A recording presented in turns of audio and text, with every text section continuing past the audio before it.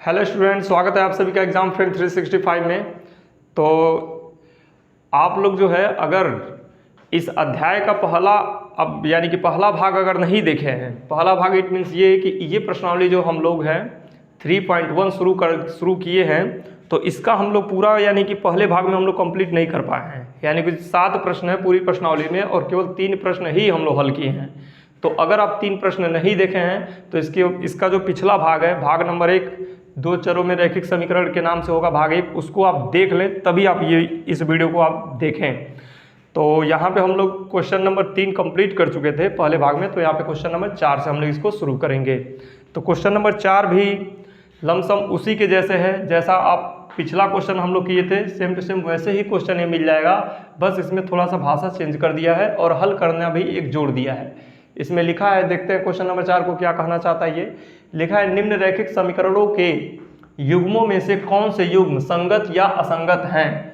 यदि संगत हैं तो ग्राफी विधि से हल ज्ञात कीजिए। तो आपको 4 जो है प्रश्न यानी कि प्रश्न नंबर 4 में 4 भाग दिया गया है, फर्स्ट, सेकंड, थर्ड और फोर्थ। इन सभी समीकरणों युग्मों को हमें चेक करना है कि संगत हैं कि नहीं है।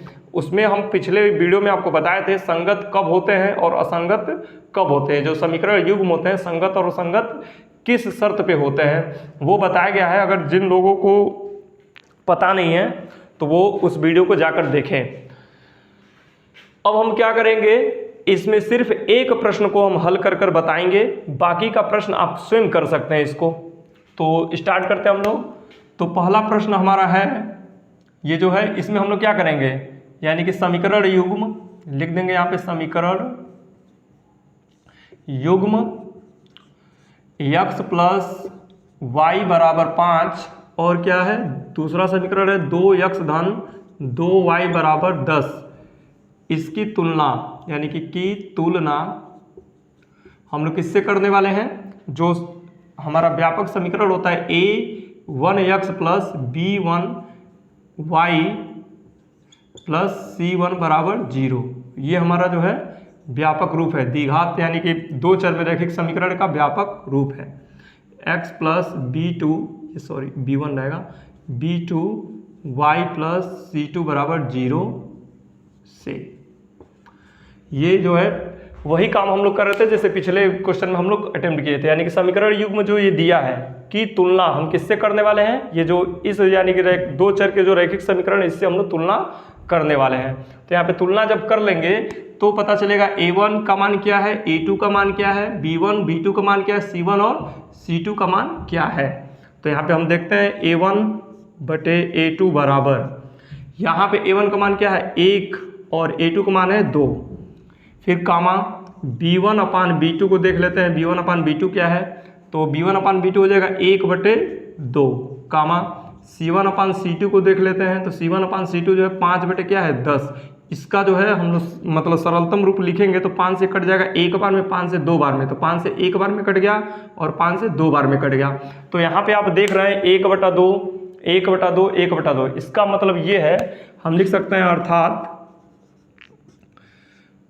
अर्थात a1 अपान a2 बराबर है किसके, b1 अपान b2 के, बराबर c1 अपान c2 भी बराबर है। ये तीनों अनुपात क्या हो गए, बराबर हो गए। तो जैसे ही तीनों अनुपात बराबर हो गए तो हमें ज्ञात है कि जब तीनों यानी कि अनुपात ये बराबर होते हैं a1 अपान a2 b1 अपान b2 और c1 अपान c2, तो रेखाएं क्या होती हैं, संपाती हो जाती हैं। रेखाएं क्या हो जाती हैं, संपाती। आपको बताया गया है, जो हमारे पुराने स्टूडेंट्स हैं वो इस बात को समझ पा रहे हैं, जो लोग नए हैं मैं फिर से बोल रहा हूँ, पिछला वीडियो आप देख लो, उसमें डिटेल से आपको बताया गया है, 3 शर्त तो दिखलाया गया, 3 शर्तों में जो होता है उसी के अकॉर्डिंग हम बता रहे हैं। यहाँ पे ये क्या हो जाएंगी, रेखाएं दोनों क्या हो जाएंगी, संपाती। यानी कि जो समीकरण युग्म है इनसे जो 2 रेखा प्राप्त होगा वो क्या होंगी, संपाती होंगी। तो संपाती होंगी तो अनेक हल होंगे और हल हैं तो इसलिए क्या है, संगत है। तो यहाँ पे लिख सकते हैं अतः, अर्थात यानी कि बराबर है, इसलिए दिए गए समीकरण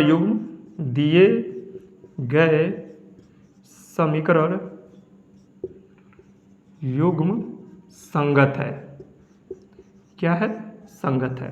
तो इस तरह से हम लोग ये पता कर चुके हैं जो पहला समीकरण युग्म दिया गया है ये क्या है, संगत है। अब जब ये संगत है, यहाँ पे जो है एक चीज़ हम गलती कर दिए, यहाँ पे जब इसको पक्षांतर करके लाएंगे तो यहाँ पे माइनस हो जाएगा और माइनस से माइनस कट के जो है ये हो जाएगा, तो मैं डायरेक्ट लिख दिया था, आप ध्यान देंगे इस बात को। तो हम लोग ये निष्कर्ष निकाल चुके हैं कि ये जो समीकरण युग्म में पहला जो क्वेश्चन नंबर 4 का पहला भाग दिया है इसका ये जो समीकरण युग्म में क्या है, संगत है। तो संगत है तो यहाँ पे लिखा है यदि संगत है तो ग्राफी विधि से क्या करना है, इसे हल ज्ञात करना है। तो इसके हल भी ज्ञात करने हैं, वो भी किस विधि से, ग्राफी विधि से। इन दोनों समीकरणों के हल की यानी कि इन दोनों समीकरण के युग्म को हम ज्ञात करेंगे किस विधि से, ग्राफी विधि से।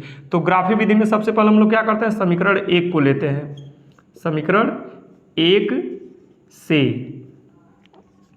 तो समीकरण 1 से हम देखेंगे, समीकरण 1 में आपको हम बताए थे केवल एक चर का मान निकाल लीजिए। तो समीकरण 1 से जो है आप देख सकते हैं ये जो आपका दिया x प्लस वाई बराबर 5, ये है हमारा समीकरण नंबर 1। तो इस समीकरण नंबर 1 से हम x प्लस वाई है, ठीक है।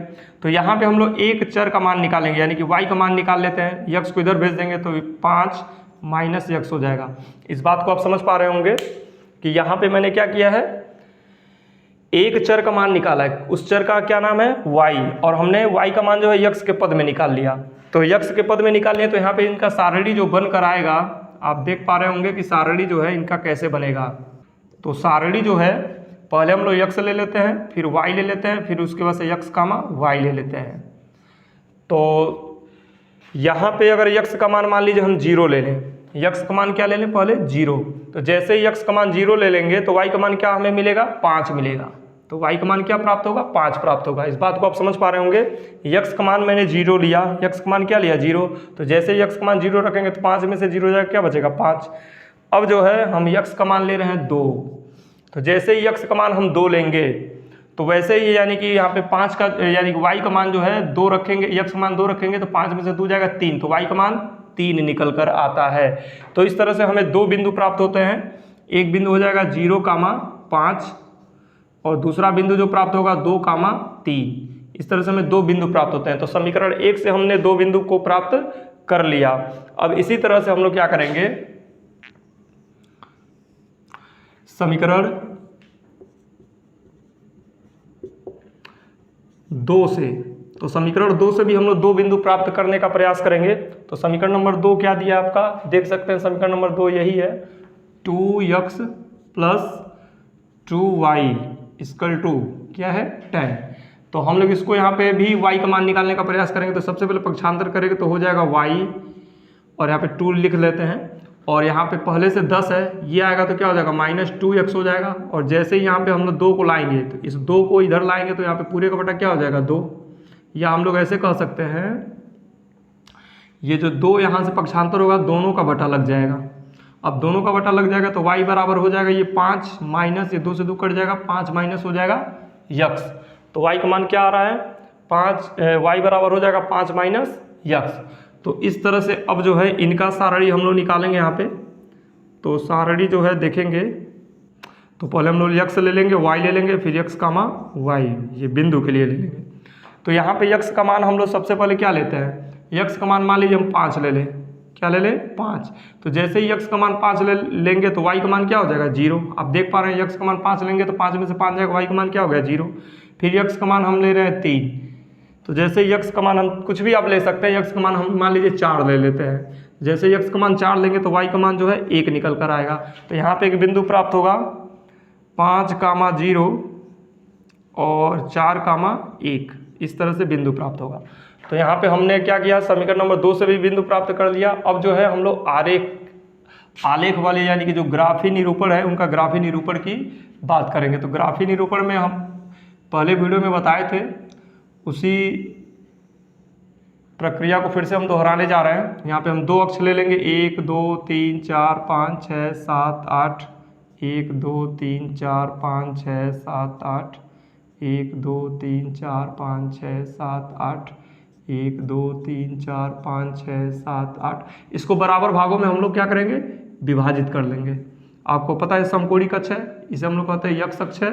ये जो है आपका y अक्ष, ये y डैश अक्ष हो जाएगा, ये x डैश हो जाएगा।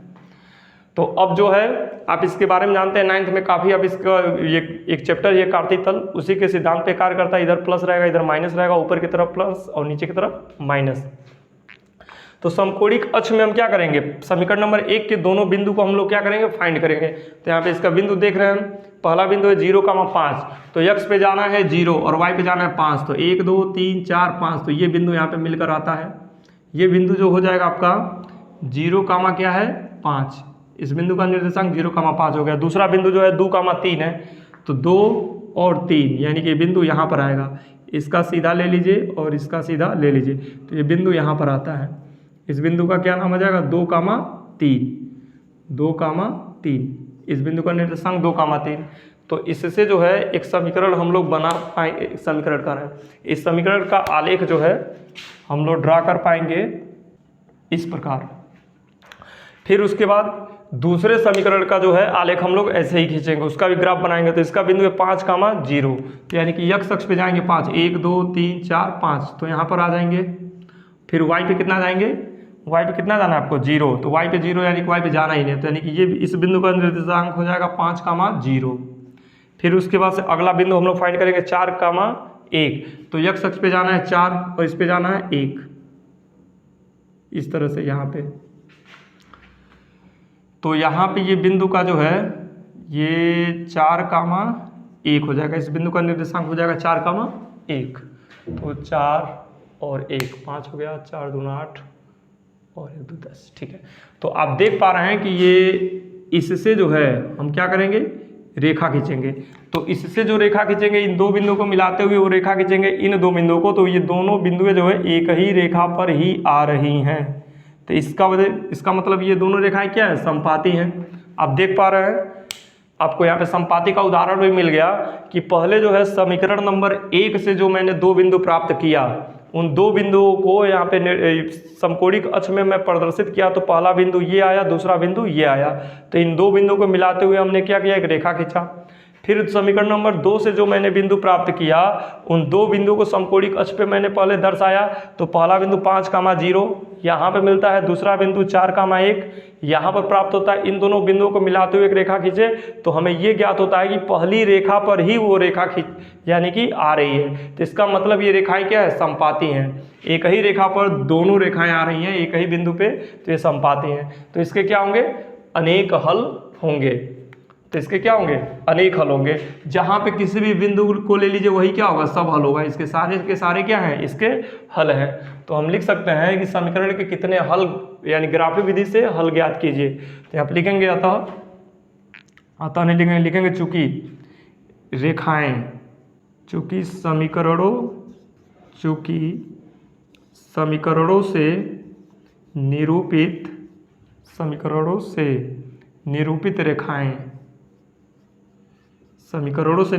रेखाएं समपाती हैं, इसलिए समीकरण युग्म के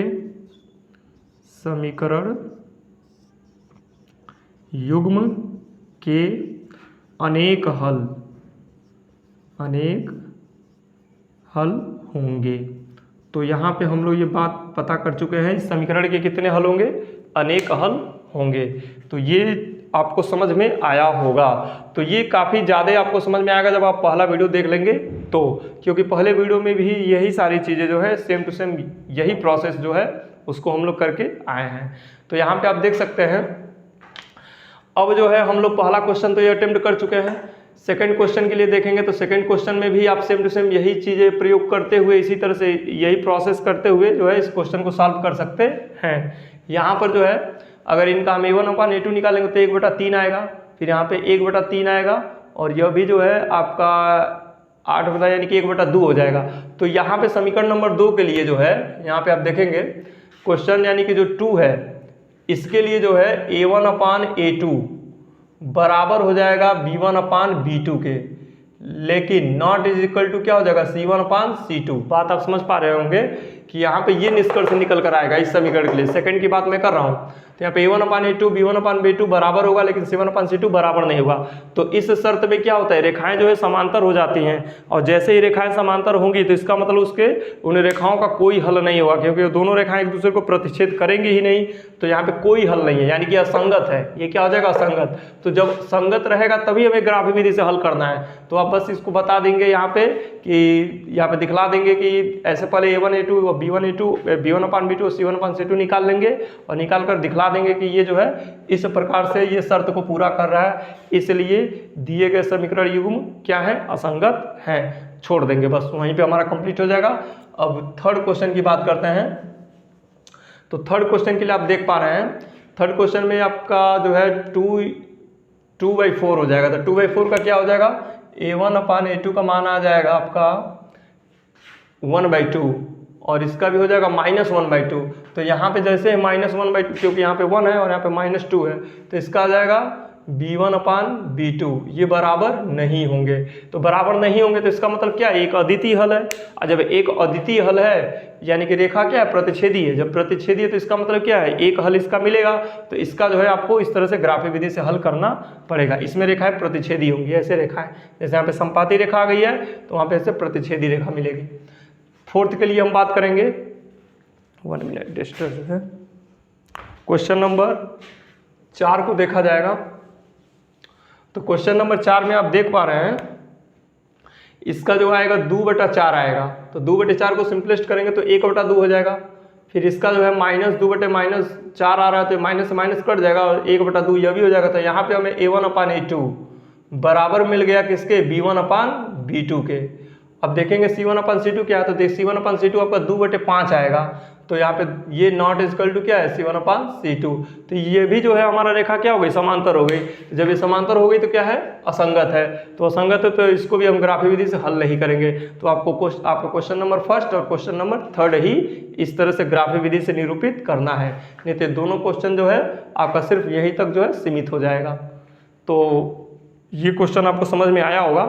अब अगले प्रश्न पे हम लोग आते हैं। तो यहाँ पे हम लोग अगले क्वेश्चन पे आते हैं। क्वेश्चन नंबर हम लोग का क्या है, 4। तो क्वेश्चन नंबर 4 में क्या प्रॉब्लम्स है देखते हैं। लिखा है कि एक आयताकार बाग जिसकी लंबाई चौड़ाई से 4 मीटर अधिक है का अर्ध परिमाप 36 मीटर है, बाग की बीमाई ज्ञात कीजिए। बीमाई यानी कि लंबाई और चौड़ाई, यानी कि जो उसकी लंबाई चौड़ाई है उसी को हम लोग क्या कहेंगे, बीमा कहेंगे। तो बीमाई ज्ञात करना है। तो एक आयताकार क्या है, आपका बाग है जिसकी लंबाई जो है चौड़ाई से क्या है, 4 मीटर अधिक है। तो इसको जो है हम लोग समीकरण के रूप में इसको व्यवस्थित करेंगे और फिर उसके बाद से उसको हल करेंगे। तो यहाँ पे हल करने के लिए आपको ये नहीं बताया है कि ग्राफ विधि से कीजिए या किस विधि से कीजिए। हालांकि हम लोग अभी ग्राफ विधि ही सीखे हैं तो इसको ग्राफ विधि से ही करना चाहिए, लेकिन आप ग्राफ विधि सीख लिए हैं। अगले प्रश्नावली में हम लोग प्रतिस्थापन विधि और विलोपन विधि सीखने वाले हैं, तो इस प्रश्न को हम विलोपन विधि से ही बताएंगे, क्योंकि यहाँ पे विलोपन विधि जो है आसानी से हो जाएगा। ग्राफ विधि आप कई बार सीख चुके हैं, तो एक विलोपन विधि भी हम लोग ले लेते हैं। तो यहाँ पे इसको हल करेंगे क्वेश्चन को।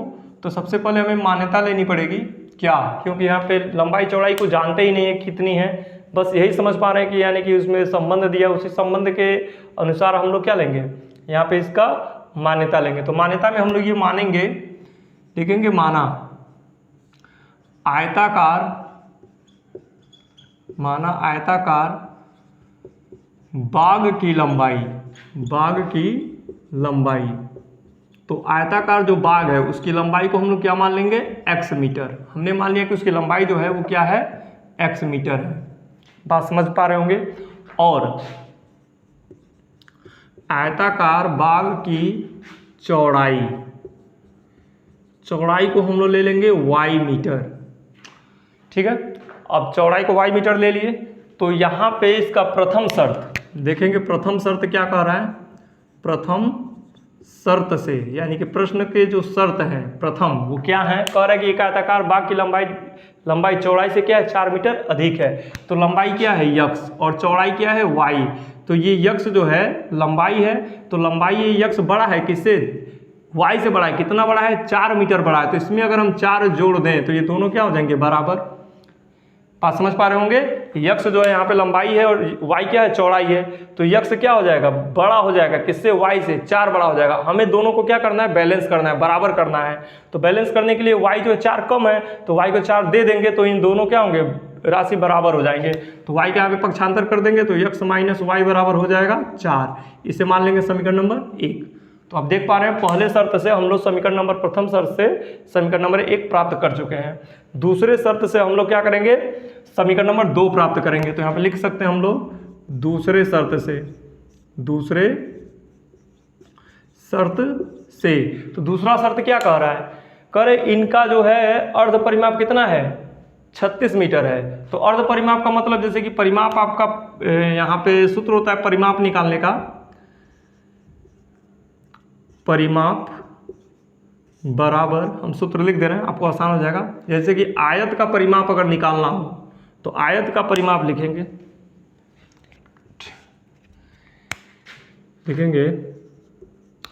आयत का परिमाप, आपको पता होगा इस सूत्र होता है 2 कोष्ठक में लंबाई धन चौड़ाई। तो इसका जो है अर्ध परिमाप, जो अर्ध परिमाप है यहाँ पे कहा है अर्ध परिमाप, तो ये परिमाप का क्या कर देंगे, आधा कर देंगे। तो यहाँ पे 2 कोष्ठक में लंबाई धन चौड़ाई, ये परिमाप है, इसका आधा कर दिए तो क्या हो गया, अर्ध परिमाप हो गया। तो अर्ध परिमाप कितना दिया है, 36 मीटर दिया है।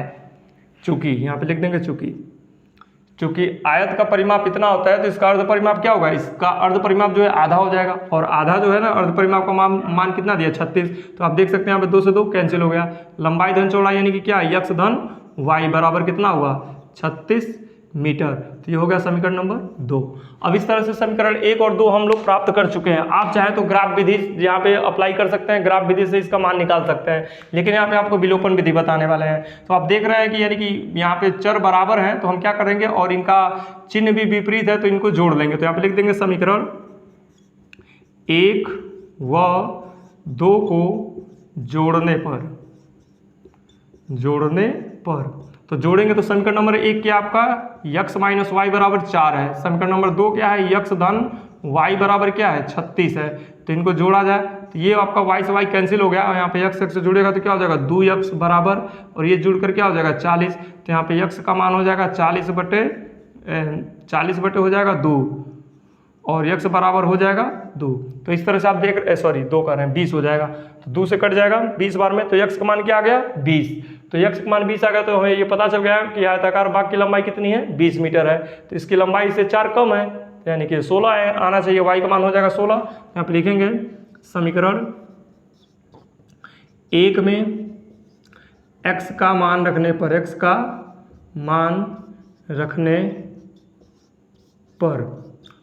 यहाँ से हम स्टार्ट करेंगे। तो x का मान रखेंगे हम लोग किसमें, समीकरण नंबर 1 में। तो समीकरण नंबर 1 आप देख रहे हैं यही है। तो x का मान क्या रखना है 20। तो 20 माइनस वाई बराबर हो जाएगा 4। 20 को हम इधर लेकर आएंगे तो माइनस वाई बराबर हो जाएगा 4, और 20 ऐसे आएगा ना तो यहाँ पे धन है तो इधर क्या हो जाएगा माइनस 20 हो जाएगा। तो माइनस वाई बराबर माइनस 16। इसका कैलकुलेशन आप समझ पा रहे होंगे, ये माइनस है तो इसके सामने माइनस रहेगा, और यहाँ पे ये पक्षांतर हुआ है तो माइनस हो, तो अधिक का चिन्ह लगाते हैं, अधिक में से कम को घटा लेते हैं। तो यहाँ से वाई से माइनस कट जाएगा तो वाई का मान हो जाएगा 16। तो यहाँ पे लिख देंगे अतः लंबाई बराबर हो जाएगा 20 मीटर और चौड़ाई बराबर हो जाएगा 16 मीटर। तो ये शर्त हमारा कंप्लीट होता है। तो ये क्वेश्चन हम लोग जो है सॉल्व कर चुके हैं। तो ये जो है हम लोग विलोपन विधि यहाँ पे लगाए हैं, हम लोग ग्राफ विधि से हल नहीं किए हैं, क्योंकि ग्राफ विधि से मैं कई क्वेश्चन आपको बता चुका, और आप चाहें तो इसको ग्राफ विधि से हल कर सकते हैं, लेकिन मुझे लगता है कि कोई ग्राफ विधि से इसको हल करना नहीं चाहेगा। विलोपन विधि सब सारे बच्चे जो है विलोपन विधि से इसको हल करते हैं। तो इस तरह से अगले प्रश्न पे हम लोग आते हैं। प्रश्न नंबर हम लोग का रहेगा 6 नहीं है, अच्छा सॉरी, ये क्वेश्चन हम लोग का 5 था। ये क्वेश्चन कौन सा था, क्वेश्चन नंबर 5 हम लोग पढ़े थे। 1 मिनट, हाँ ये क्वेश्चन हम लोग का 5 नंबर का क्वेश्चन था, इसको मैं चेंज नहीं किया हूँ।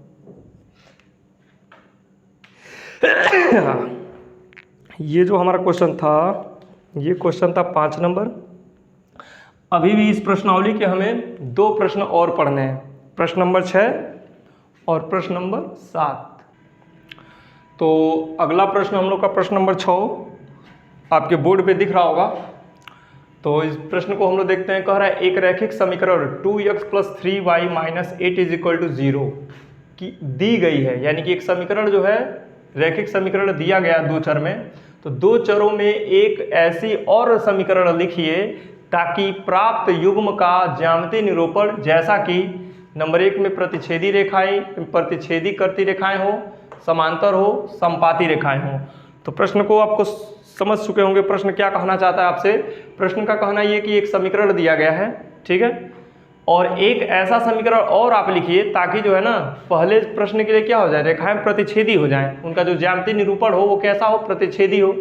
फिर एक ऐसा हमें सेकंड नंबर में एक ऐसा इक्वेशन लिखना है, एक ऐसा समीकरण लिखना है इसके जैसे रेखाएं क्या हो जाए, समांतर हो, और तीसरे में क्या हो, संपाती हो। तो इन तीनों नियमों को आपको पहले बताया जा चुका है पहले भाग में। तो यहाँ पे प्रतिच्छेदी होने का क्या शर्त है, समांतर होने का क्या शर्त है, संपाती होने का क्या शर्त है। अगर जो अच्छे बच्चे हैं तो यहीं पे हम बताएंगे, यहीं पे वो समझ जाएंगे। तो सबसे पहले हम लोग फर्स्ट नंबर की बात करेंगे। फर्स्ट नंबर में क्या होना चाहिए, प्रतिच्छेदी करती रेखाएं हो। तो यानी कि शर्त है कि रेखाएं प्रतिच्छेदी हो। क्या हो, प्रतिच्छेदी हो, अर्थात प्रतिच्छेदी हो। तब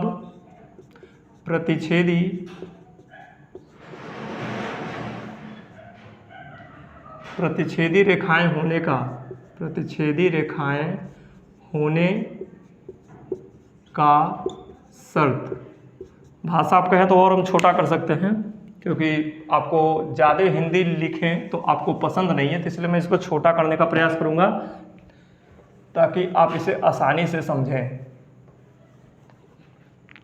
तो फर्स्ट नंबर के लिए हम लोग जानते हैं प्रतिच्छेदी रेखाएं होने का शर्त, डायरेक्ट लिख देंगे, चूंकि प्रतिच्छेदी रेखाएं होने के शर्त क्या है। तो शर्त क्या है, A1/A2 नॉट = B1/B2। आप जानते हैं जब रेखाएं प्रतिच्छेदी हों तो ये शर्त पूरा होना चाहिए कि A1/A2 जो है B1/B2 के बराबर न हो। तो यहाँ पे पहला समीकरण जो है ये 2x दिया है 3y, तो यहाँ पे हम लोग एक समीकरण बनाएंगे। समीकरण जो है दूसरा समीकरण हम बनाएंगे, दो चर हमारा x और y रहेगा। अंक पे ही हमें ध्यान देना कि उसका अचर पद हम क्या रखें। तो लिख देंगे अतः अभिष्ट समीकरण। तो अभिष्ट समीकरण हम लोग देखेंगे। तो सबसे पहले हमें x धन y ये तो लेना ही पड़ेगा। अब इनका गुणांक ऐसा रखें जिससे यानी कि A1/A2 नॉट = B1/B2 हो जाए। तो यहाँ पे क्या है 2, तो यहाँ पे हम रख लेते हैं 3 और यहाँ पे रख देते हैं 2।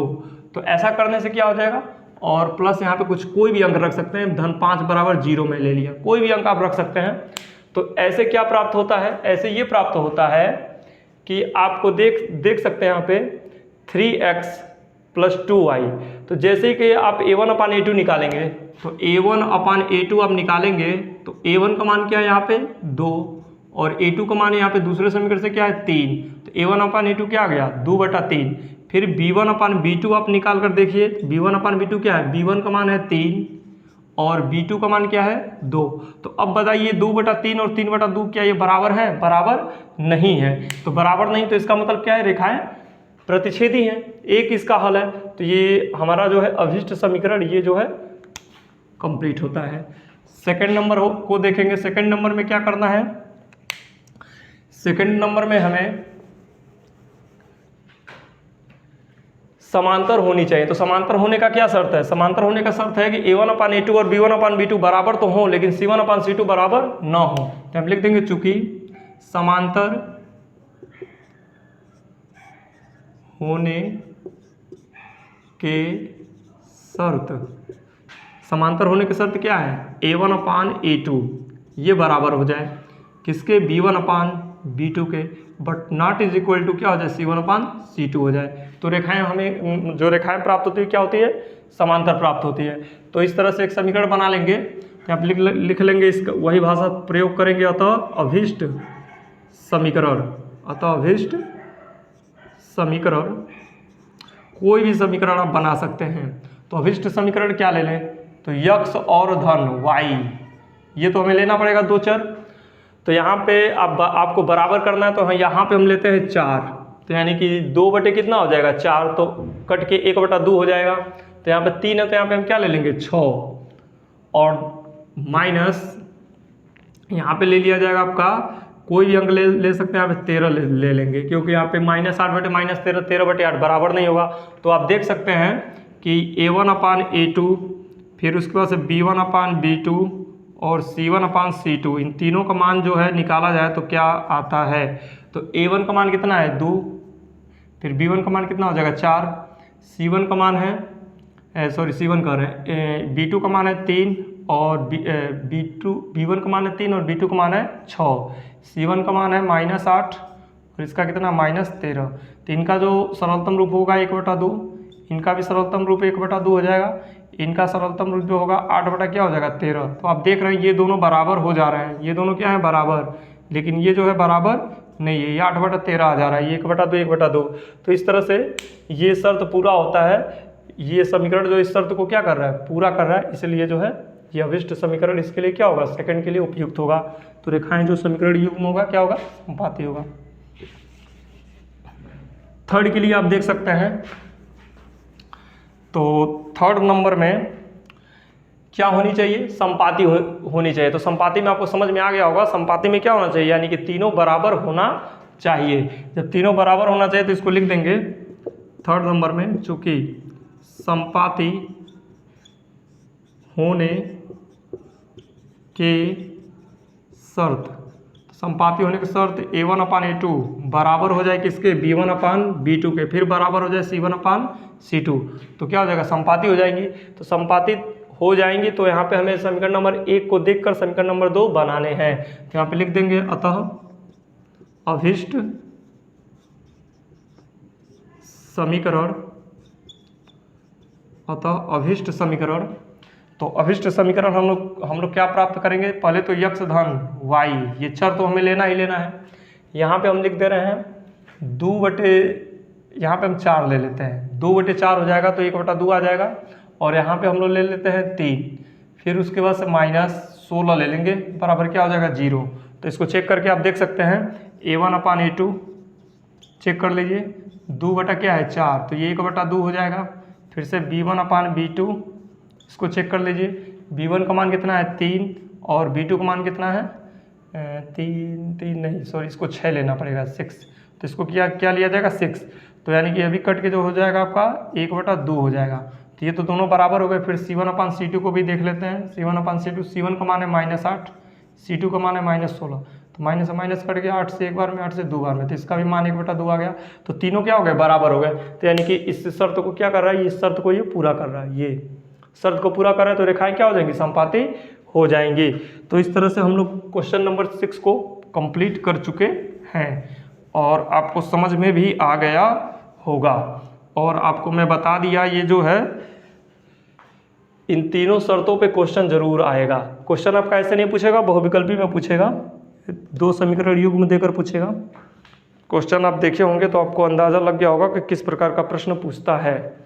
तो अगले प्रश्न पे हम लोग आएंगे, अगले प्रश्न पे हम लोग आते हैं। अगला प्रश्न आपके बोर्ड पे दिख रहा होगा, प्रश्न नंबर क्या है 7। ये हमारा इस प्रश्नावली यानी कि 3.1 का आखिरी प्रश्न है। इसे हम लोग हल करने का प्रयास करेंगे। तो इसको देखेंगे कैसे हल होगा। समीकरण x माइनस वाई धन 1 बराबर 0 और 3x धन 2y माइनस 12 बराबर 0। तो ये 2 समीकरण युग्म दे दिया और कहा है कि का ग्राफ खींचिए, यानी कि दोनों समीकरण युग्म का क्या खींचना है, ग्राफ। जो आपको आता है ग्राफ तो आप खींच सकते हैं। फिर कह रहे x अक्ष और इन रेखाओं से बने त्रिभुज के शीर्षों के निर्देशांक ज्ञात कीजिए और त्रिभुजाकार पटल को छायांकित कीजिए। तो जो त्रिभुज बनेगा x अक्ष को लेकर और जो निर्देशांक होगा यानी कि इनके शीर्षों के निर्देशांक उसको ज्ञात करने हैं, और जो त्रिभुज बनेगा उसको क्या करना है, छायांकित उसको करना है। तो हम लोग इसको हल करेंगे। तो पहले तो इसका ग्राफ खींचेंगे, ग्राफ के बाद सारी कहानी आपको हम बताएंगे कि इसमें क्या कहना चाहता है ये और क्या कैसे करेंगे। तो समीकरण जो आपका दिया है x माइनस वाई धन 1 बराबर 0, इसको मान लेंगे समीकरण नंबर 1, और 3x धन 2y माइनस बराबर 0, इसको मान लेंगे समीकरण नंबर 2। तो सबसे पहले हम लोग आएंगे समीकरण 1 से, समीकरण 1 से। तो समीकरण 1 से हम लोग क्या करेंगे, सिर्फ x का मान जो है रखे, x का मान निकालेंगे और उन सबको पक्षांतर कर देंगे। तो यहाँ पर रहेगा x, और y को इधर भेजेंगे तो क्या हो जाएगा धन y, और 1 को इधर लाएंगे तो -1 हो जाएगा। तो इस तरह से आप देख रहे हैं समीकरण नंबर 1 से जो है x का मान जो निकल कर आता है वो y के पद में आता है, y-1। तो यहाँ पे इनका जो है सारणी हम लोग देखेंगे, सारणी किस तरह से प्राप्त कर सकते हैं। ये आप कई बार इसे आप सीख चुके हैं। देखिए, तो यहाँ पे x ले लेंगे, ये y हो जाएगा, और यहाँ पे x कामा y, ये x बिंदु हो जाएगा भुज और कोटि के रूप में। तो यहाँ पे हम लोग क्या करें, y का मान यहाँ पे हम लेंगे तो x का मान निकल कर आएगा। तो y का मान हम क्या माने बताइए, y का मान यहाँ पर जो है y का मान हम लेते हैं 4। तो जैसे y का मान 4 लेंगे तो 4 में से 1 चला जाएगा, क्या हो जाएगा 3। तो x का मान क्या निकल कर आता है 3। अब y का मान हम लेंगे 6, तो y का मान 6 लेंगे तो x का मान क्या हो जाएगा 5। जैसे 6 लेंगे 5, 6 में से घट जाएगा 5 हो जाएगा। तो ये बात आपको समझ में आ रही होगी। तो इस तरह से बिंदु हमें मिल गया 3, 4 एक बिंदु प्राप्त होता है। यहाँ पे जो है 5, 6 एक बिंदु प्राप्त होता है। तो समीकरण नंबर 1 से हमने 2 बिंदु को प्राप्त कर लिए, 2 बिंदु को प्राप्त कर चुके हैं। अब समीकरण नंबर 2 से भी हम लोग 2 बिंदु प्राप्त करेंगे। तो समीकरण 2 से, तो समीकरण नंबर 2 से आप देख सकते हैं, पहले हम क्या करेंगे, x का मान निकालेंगे, इन लोगों को पक्षांतर करेंगे। तो यहाँ पर हो जाएगा x बराबर, ध्यान से देखिए, आप कहेंगे कि सर डायरेक्ट पक्षांतर करते हैं, आपको पक्षांतर कर हम दिखला रहे हैं। 3x धन 2y माइनस 12 बराबर 0, ये समीकरण नंबर 2 है। तो सबसे पहले हम लोग किसको पक्षांतर करेंगे 12 का। तो 3x धन 2y बराबर हो जाएगा धन 12, इसको इधर लाएंगे तो 3x बराबर 12 माइनस 2y, बात समझ में आ रही होगी। और यहाँ पे x बराबर हो जाएगा 12 माइनस 2y, पूरे का बटा नीचे कितना हो जाएगा 3। इस तरह से x का मान निकल कर आता है y के पद में। तो यहाँ पर भी इनका समीकरण सारणी बनाएंगे, ये हो जाएगा x कामा y। तो यहाँ पे हम लोग y का मान लेंगे ना तो x का मान निकल कर आएगा। अब ये बात आपको ध्यान में रखना है कि y के ऐसे मान लेंगे जिससे भिन्न ना है, यानी कि यहाँ पे जो ऊपर अंश में जो संख्या है उसको 3 क्या कर दे, विभाजित कर दे। तो अगर हम y का मान 2 ले लें तो हो नहीं पाएगा, 3 ले लेंगे तो 3 6 हो जाएगा, हाँ 3 के लिए सही हो जाएगा। y का मान अगर हम 3 ले लें तो यहाँ पे 3 जैसे ही y का मान रखेंगे तो 3 दूना क्या हो जाएगा 6, और 12 में से 6 जाएगा, क्या हो जाएगा बचेगा 6 बचेगा, और 6 को 3 से भाग दे देंगे तो कितना हो जाएगा 2। बात समझ पा रहे होंगे आप। अब जो है 6 ले लेते हैं, y का मान क्या लेंगे 6, और जैसे y का मान हम 6 लेंगे तो y का मान 6 लेंगे तो यहाँ पे 6 रखेंगे, और 6 जब रखेंगे ना यानी कि 6 दूना 12 हो जाएगा, तो 12 में से 12 हो जाएगा 0, और 0 में 3 से भाग देंगे तो क्या हो जाएगा 0, x का मान क्या आ जाएगा 0। तो यहाँ पे 2 बिंदु प्राप्त होता है, 2, 3 और यहाँ पे 0, 6। इस तरह से हमें 2 बिंदु समीकरण नंबर 2 से भी प्राप्त हो गए और 1 से भी प्राप्त हो गए। अब इनका क्या बनाया जाएगा, ग्राफ बनाया जाएगा। तो ग्राफ जो है इनका प्रयास करेंगे कि स्पष्ट ग्राफ बन जाए, सीधा सीधा, जो आपको समझ में आ जाए। ये वीडियो में चाहते तो हम वीडियो छोटा कर सकते थे और आपको ग्राफ के लिए जो है छोड़ सकते थे कि पहले वीडियो में मैं आपको ग्राफ सिखलाया हूँ तो आप इसे न करें। लेकिन हम सोच रहे हैं कि आपको बार बार चीज़ें सिखला दें ताकि आप स्पष्ट रूप से इसको समझ जाएं और फिर बाद में आपको इसको स्टडी करने की ज़रूरत न पड़े, यानी कि आप जो है परीक्षा के लिए जो है तैयारी आपका इसी वीडियो से हो जाए, ये प्रयास है। तो यहाँ पे इसको कई भागों में हम लोग विभाजित करेंगे। यहाँ पे अधिकतम बिंदु कितना है 6 तक है ना, ठीक है। तो 1 हो गया, 2 हो गया, 3 हो गया, 4, 5, 6, 7, यानी कि 7 भाग हम बनाएंगे। 1, 2, 3, 4, 5, 6, 7, ऊपर भी 7 भाग कर लेंगे। 1, 2, 3 4 5 6 7, 1 2 3 4 5 6 7। आपको पता है ये सारी चीज़ें, ये x अक्ष है और ये जो है आपका y अक्ष है और ये x डैश अक्ष हो जाएगा, ये y डैश अक्ष हो जाएगा। मूल बिंदु से हम लोग स्टार्ट करेंगे। तो सबसे पहले हम लोग समीकरण नंबर 1 के जो दो बिंदु प्राप्त हुए हैं इनको समकोणिक अक्ष में हम लोग क्या करेंगे, निरूपित करेंगे, दर्शाएंगे। तो 3, 4, तो x अक्ष पे कितना जाना है 3, 1 2 3, और y अक्ष पे कितना जाना है 4, तो 1 2 3 4। तो इनका अगर सीधा देखा जाए, इनका सीधा लाइन लिया जाए और इनका सीधा लाइन लिया जाए, तो यहाँ पे बिंदु प्रतिच्छेद कर रही है, इसको हम क्या करेंगे, मिटा देंगे। तो ये 3, 4 जो है बिंदु हमें प्राप्त होता है, इसको लिख देंगे 3, 4। इस बिंदु का निर्देशांक क्या है, 3, 4।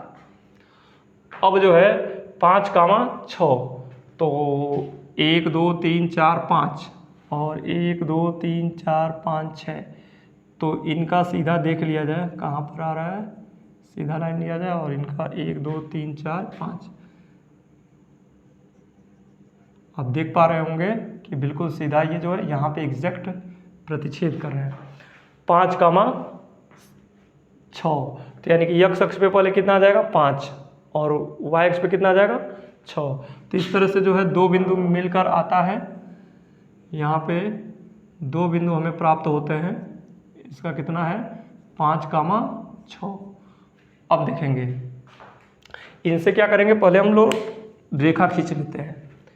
इस दो बिंदु से होती हुई क्या जाएगी, एक रेखा जाएगी। अभी इसको बाद में निर्देशांक हम लोग बाद में लिख लेंगे, पहले इन दो बिंदुओं से होती हुई क्या खींच लें, रेखा खींच लें। तो पहला रेखा जो है हम लोग खींच चुके हैं। अब दूसरे बिंदु को देखते हैं, 2, 3, तो 1 और 2, x अक्ष पे 2 और y पे कितना जाना है 3, तो 1 2 3।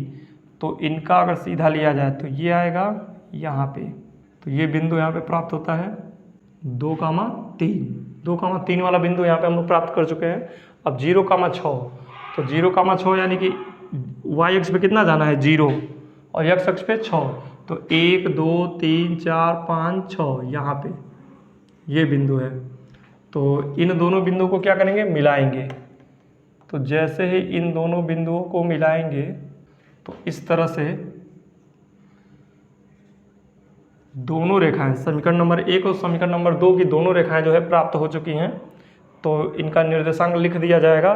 तो पहले बिंदु का निर्देशांक कितना था 3, 4, इस बिंदु का निर्देशांक कितना था 5, 6, ठीक।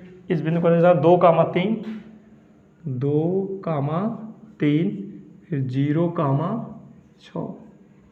इस तरह से हम लोग रेखा बनाएं। ये रेखा आपको पता है कि ये रेखा कहाँ पे प्रतिच्छेद कर रही है, यहाँ पे प्रतिच्छेद कर रही है, यहाँ पे। तो जहाँ पे प्रतिच्छेद करी ये बिंदु हो जाएगा A, इसे हम लोग मान लेंगे B और इसे मान लेंगे C। तो इस तरह से ABC x अक्ष को अगर सम्मिलित कर दिया जाए x अक्ष को, तो ये जो हमारा ग्राफ बनकर आता है एक त्रिभुज बना दिया। क्या बना दिया, त्रिभुज। तो त्रिभुज बनाया है तो लमसम लगभग जो है ये, यानी कि जो A का निर्देशांक है वो 2, 3 है, B का तो 0, 0 हो जाएगा और C का यानी कि 1 2 3 4 यानी कि 4, 0 हो जाएगा।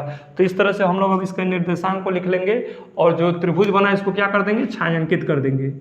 छायांकित करने का तात्पर्य है ऐसे जो है इस त्रिभुज को हम लोग छायांकित कर लेंगे, जैसा कि प्रश्न में निर्देशित किया है। तो आप देख पा रहे हैं लिखा है कि त्रिभुज के शीर्षों के निर्देशांक ज्ञात कीजिए। तो त्रिभुज के शीर्ष कौन है, A B C, तो इसका निर्देशांक तो हम लोग ज्ञात कर लेंगे। और लिखा है और त्रिभुज पटल को छायांकित कीजिए। तो त्रिभुज पटल को हमने छायांकित कर लिया। अब इनका हम लोग क्या लिखेंगे, निर्देशांक। तो लिखेंगे त्रिभुज, अभिष्ट त्रिभुज, यहाँ पे x अक्ष और इन रेखाओं से बने त्रिभुज। तो आप लिख देंगे अतः x अक्ष और रेखाओं से बने, रेखाओं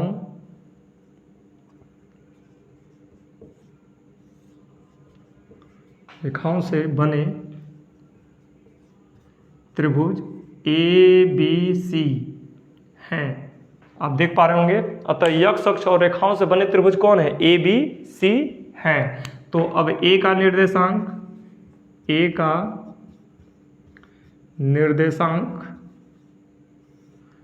और बी का निर्देशांक और सी का निर्देशांक, यानी कि शीर्षों के क्या हो गए, निर्देशांक हो गए। यहाँ पे लिख देंगे शीर्ष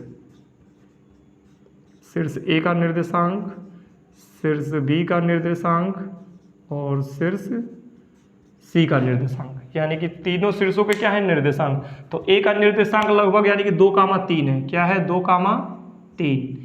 बी का जो निर्देशांक है वो क्या, मूल बिंदु से होकर जा रहा है, तो बी का निर्देशांक 0,0। मूल बिंदु का निर्देशांक आपको पता है 0,0 होता है। तो यहाँ पे सी बिंदु का निर्देशांक जो होगा 1, 2, 3, 4, एक्स अक्ष पे कितना हो जाएगा, 4 इकाई, 4 मात्रा, और वाई अक्ष पे 0 है, तो यहाँ पे 0। तो इस तरह से ए बी सी तीनों का निर्देशांक हम लोग ज्ञात कर चुके हैं। त्रिभुज जो बना है छायांकित भी कर लिए है, एक्स अक्ष और रेखाओं से जो त्रिभुज बना उसको हमने क्या किया, छायांकित भी कर लिया। तो इस तरह से इस प्रश्न में जो निर्देशित किया था उसको हम लोग पूरा कर चुके हैं। तो उम्मीद किया जा सकता है कि आपको ये जो है प्रश्नावली 3.1 अब समझ में आ चुका होगा। तो अगर नहीं समझ में आया है तो फिर से आप पुनः जो है इसको देखने का प्रयास करें। उन स्टूडेंट्स से ज़्यादा ये रिक्वेस्ट है कि पहले वाले वीडियो को देखें, उसके बाद से अगर इसको देखते हैं तो और अच्छे से आपको समझ में आ जाएगा। और मेरा मानना ये है कि आप इसको एक बार में, जैसे मैं यहाँ पे पढ़ाया हूँ, आप उसे एक बार में भी आप पढ़ सकते हैं। जो कमज़ोर बच्चे हैं 2-3 बार वीडियो अगर देखेंगे तो उनको समझ में आ जाएगा, क्योंकि यहाँ पे बहुत ही ईमानदारी के साथ, पूरा सच्चाई के साथ आपको कंटेंट दी जाती है। वो कंटेंट दी जा रही है जो पेड क्लास में दिया जाता है, यानी कि यहाँ पे आप ट्यूशन ज्वाइन करते हैं, ट्यूशन का फीस देते हैं, आप जो है यहाँ पे सारी चीज़ें उसी तरह से एक एक क्वेश्चन को हम बताने का, एक एक चीज़ का प्रयास कर रहे हैं। तो अगर आपको लग रहा है कि ये वीडियो से काफ़ी आपका हेल्प हो रहा है तो इस वीडियो को आगे बढ़ाएं, ताकि और बच्चों का क्या हो जाए, सहायता हो पाए और वो बच्चे जो है अच्छे से अच्छे शिक्षा प्राप्त कर लें और अच्छे अंक प्राप्त कर सके। तो आप ज़्यादा से ज़्यादा वीडियो को शेयर करें।